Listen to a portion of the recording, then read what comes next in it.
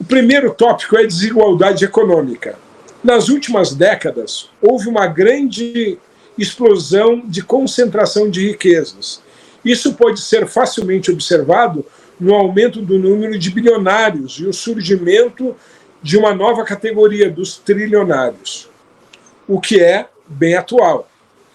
Quando falamos em concentração de riquezas e de recursos, falamos também necessariamente na concentração do poder político nas mãos dos mesmos endinheirados, que é a origem de todo o desequilíbrio social que vivenciamos, como exemplo, a fome, o desemprego, o trabalho precarizado e baixíssimos salários, que é aquilo que nós temos há muito tempo observado.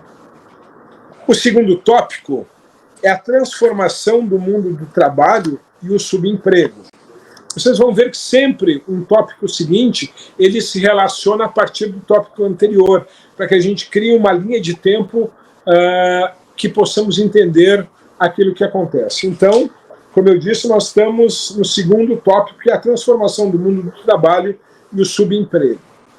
A destruição das estruturas sindicais é o principal elemento do desmanche da consciência de classes. O modelo anterior de chão de fábrica, onde um coletivo gigantesco de trabalhadores se avolumava, dava-os a noção de coletividade.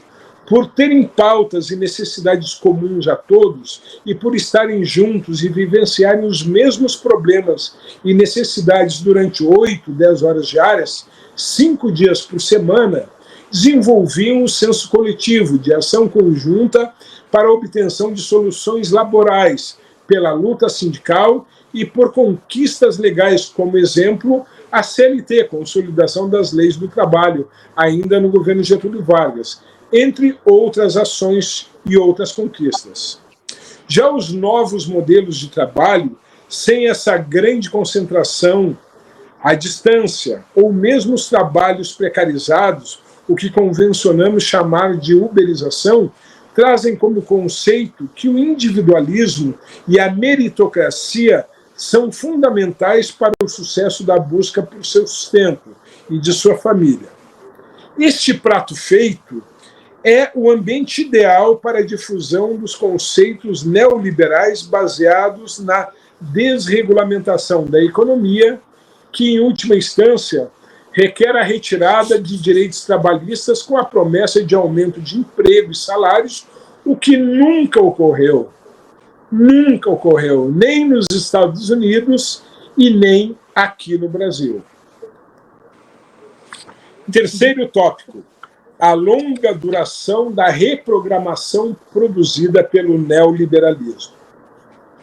E isso é um conceito importante, em minha opinião.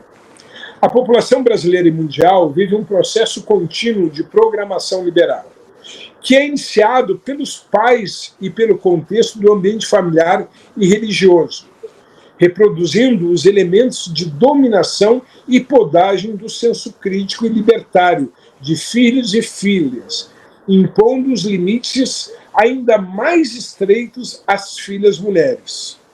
O medo do pecado religioso e o aprendizado que ensina a nunca contestar a autoridade paterna-materna, como se isso fosse um erro, são os embriões para uma futura sociedade de submissos e alienados trabalhadores e cidadãos sem cidadania e sem a compreensão do seu complexo papel humano e social.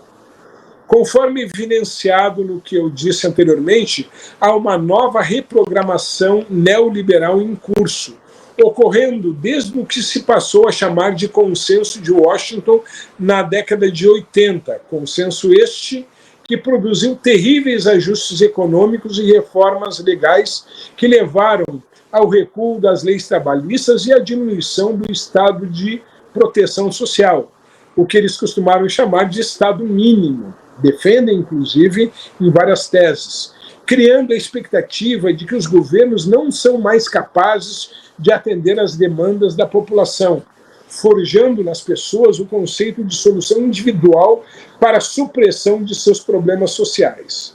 Ao individualizar os riscos, Os feitos vão para além de como as pessoas vivem, mas também como elas se enxergam e suas reações uma com as outras.